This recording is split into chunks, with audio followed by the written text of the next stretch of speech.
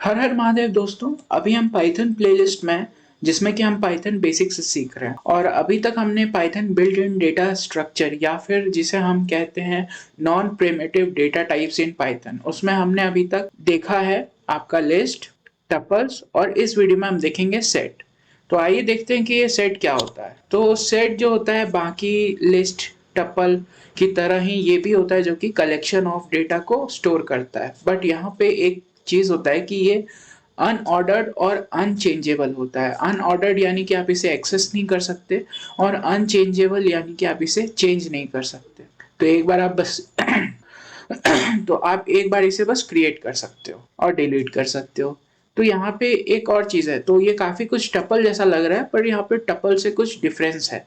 जैसे कि ये जो है सारे यूनिक वैल्यू को स्टोर करेगा, कोई भी डुप्लीकेट वैल्यू उसके अंदर नहीं रह सकता। जैसे कि यहाँ पे मैंने एक एग्जांपल लिया है, a इज इक्वल टू 1 2 3, उसके बाद बहुत सारे 4, बहुत सारे 5। अगर ये मैं नंबर्स एक सेट के अंदर में रखता हूँ तो क्या होगा कि मैं इसे ऐसे लिख तो दूंगा, लेकिन जैसे ही मैं क्रिएट करूंगा तो उसके अंदर बस 5 नंबर रहेंगे, 1 2 3 4 एंड 5 ऐसे करके। और यहाँ पे एक और चीज है, एक सेट को पूरे एलिमेंट के साथ उसे एक्सेस कर सकते हो, पर एक सिंगल एलिमेंट को आप एक्सेस नहीं कर सकते। तो एट लास्ट हमने देखा कि सेट जो होता है वो अनऑर्डर्ड होता है, अनचेंजेबल होता है, और वो जो है यूनिक वैल्यू को केवल कैरी करता है। अब चलिए हम इसे प्रोग्रामेटिकली देखते हैं कि इसमें क्या क्या चीज होते हैं। तो ये देखो, ये हमारा सेट है, और सेट को दिखाने का तरीका होता है ये कर्ली ब्रेसेस। कर्ली ब्रेसेस के अंदर आप जैसे रखते हो, कोई भी एलिमेंट को रखते हो, ये देखो इतने सारे एलिमेंट हैं। और इसे अगर मैं एक बार प्रिंट करता हूँ तो देखो 1 2 3 4 5, यहाँ पे मैंने 1 2 3 5 4 ऐसे करके दिया था।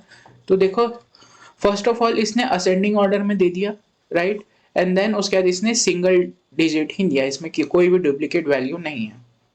और अगर इसे चाहूँ कि मैं x का 0 यानी कि मैं इसे इंडेक्सिंग करना चाहूँ और मैं इसे प्रिंट करूँ, तो देखो इसने यहाँ पे एरर दे दिया, सेट ऑब्जेक्ट इज नॉट सब्सक्राइबेबल। यानी कि हम इसे एक्सेस नहीं कर सकते। अब मैं एक चीज आपको दिखाता हूँ कि आप क्या यूज कर सकते हो। जैसे कि आपको कभी जरूरत पड़ा, आपके पास एक लिस्ट है जिसमें कि बहुत सारे वैल्यूज हैं, और उसमें कुछ जो है वो डुप्लीकेट है, पर आपको एक लिस्ट की वैल्यू चाहिए जो कि जिसमें कोई डुप्लीकेट वैल्यू ना हो। तो आप सिंपल क्या कर सकते हो, ये देखो ये लिस्ट है, मैंने सबसे पहले इसे सेट में टाइप कास्ट किया, उसके बाद फिर मैंने डायरेक्टली लिस्ट में से फिर से टाइप कास्ट किया, और फिर मैं अब इसे प्रिंट करता हूँ। तो देखो क्या हुआ, इसके पास जो भी डुप्लीकेट वैल्यू थे, देखो 4.5 4.5 बहुत सारे, 2 बार ए था।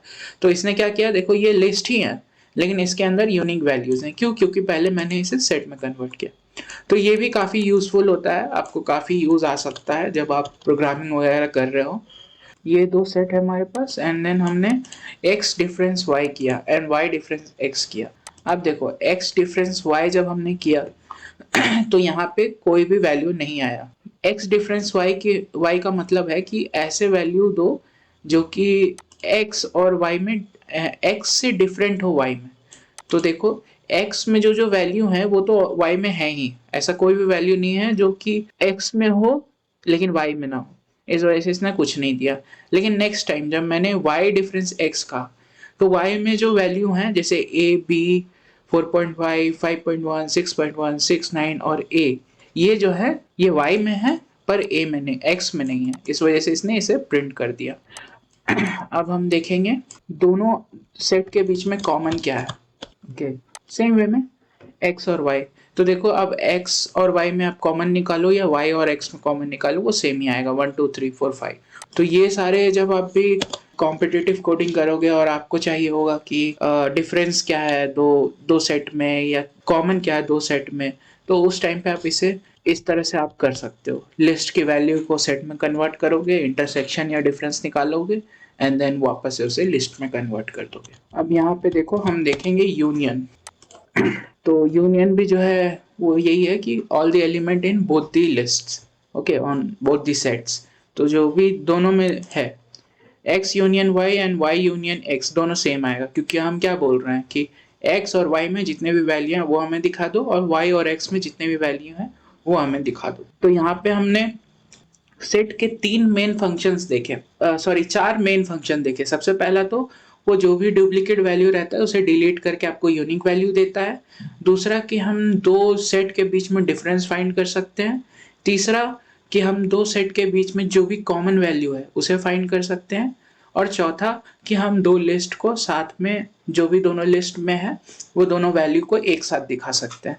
तो इस तरीके से लिस्ट जो रहता है उसका हम यूज करते हैं। सो आई होप कि आपको ये वीडियो पसंद आया होगा। आपका ही अपना चैनल है ML Logs, इसे सब्सक्राइब कर लेना। इस वीडियो को अपने दोस्तों के साथ शेयर करना और कमेंट करके बताना कि आपको ये वीडियो कैसा लगा। तो मिलते हैं हम अगले वीडियो में। हर हर महादेव।